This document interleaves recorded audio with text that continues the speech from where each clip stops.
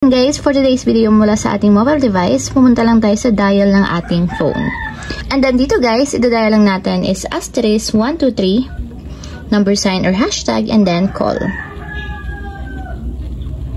So after yan guys, dito ang pipiliin natin is yung number 3. So saya all yung pipiliin natin. So type natin is number 3 and then tap send.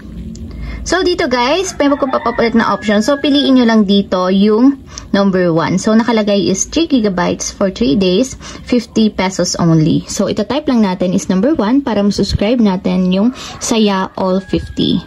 And then pagka-type ng 1, tap natin yung send.